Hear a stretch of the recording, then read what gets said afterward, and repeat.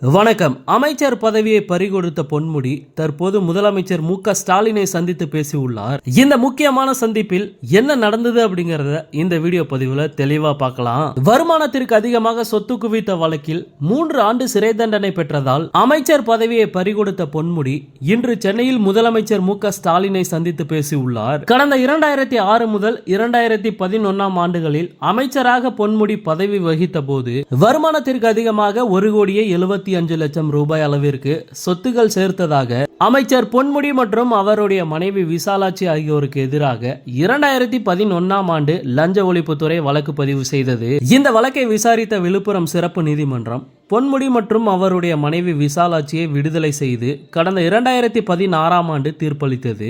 இந்த தீர்ப்பை எதிர்த்து லஞ்ச ஒழிப்புத்துறை தரப்பில் தாக்கல் செய்யப்பட்ட மேல்முறையீட்டு வழக்கை விசாரித்த சென்னை உயர்நீதிமன்ற நீதிபதி ஜெயச்சந்திரன் இருவரையும் விடுதலை செய்து சிறப்பு நீதிமன்றம் பிறப்பித்த தீர்ப்பை ரத்து செய்து கடந்த 19ஆம் தேதி தீர்ப்பளித்தார். வருமானத்திற்கு அதிகமாக 1,75 லட்சம் ரூபாய் சொத்து குவித்த வழக்கில் பொன்முடி மற்றும் அவரது மனைவி விசாலாட்சி உள்ளிட்டோர் குற்றவாளிகள் என சென்னை உயர்நீதிமன்றத்தில் எம்பி எம்எல்ஏக்கள் மீதான வழக்கை விசாரிக்கும் நீதிபதி ஜெயச்சந்திரன் டிசம்பர் 19ஆம் தேதி தீர்ப்பளித்தார். இந்த வழக்கில் குற்றவாளிகளான பொன்முடி மற்றும் விசாலாட்சி உள்ளிட்டோருக்கான தண்டனை விவரங்கள் நேற்று அறிவிக்கப்பட்டன. அதன்படி பொன்முடி மற்றும் அவரது மனைவி விசாலாட்சிக்கு 3 ஆண்டுகள் சிறை தண்டனை விதித்து நீதிபதி ஜெயச்சந்திரன் தீர்ப்பளித்தார். மேலும் இருவருக்கும் தலா 50 லட்சம் அபராதம் விதிக்கப்பட்டது.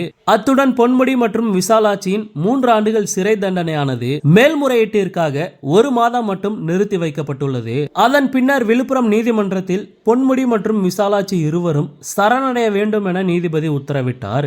இந்த நிலையில் சொத்து குவிப்பு வழக்கில் பொன்முடிக்கு தண்டனை கிடைத்துவிட்டது என்பதால் அவர் மக்கள் பிரதிநிதித்துவ சட்டத்தின் கீழ் அமைச்சர் மற்றும் எம்எல்ஏ பதவியை இழந்துவிட்டார். 3 ஆண்டுகள் சிறை தண்டனைக்கு பின்னர் 6 ஆண்டுகள் தேர்தலிலும் பொன்முடியால் போட்டியிட முடியாது. இதனையடுத்து பொன்முடி வசம் இருந்த உயர்கல்வித்துறை தற்போது கூடுதல் பொறுப்பாக அமைச்சர் ராஜகண்ணப்பன் வசம் ஒப்படைக்கப்பட்டுள்ளது. இதற்கு ஆளுநர் ஆர்.என். ரவி ஒப்புதல் தெரிவித்திருந்தார். இந்த நிலையில் இன்று சென்னை ஆழ்வார்பேட்டையில் முதலமைச்சர் மு.க. ஸ்டாலினை பொன்முடி சந்தித்து ஆலோசனை நடத்தினார். இந்த சந்திப்பின் போது சென்னை உயர்நீதிமன்றத்தின் சிறை தண்டனை தீர்ப்புக்கு எதிராக உச்சநீதிமன்றத்தில் மேல்முறையீடு செய்வதற்கான நடவடிக்கைகள் குறித்து முதல்வர் ஸ்டாலினிடம் பொன்முடி விவரித்ததாக தெரிகிறது. ஓகே, இது போன்ற செய்திகளை உடனுக்குடன் பெற மறக்காம நம்ம சேனலை சப்ஸ்கிரைப் பண்ணி சப்போர்ட் பண்ணுங்க.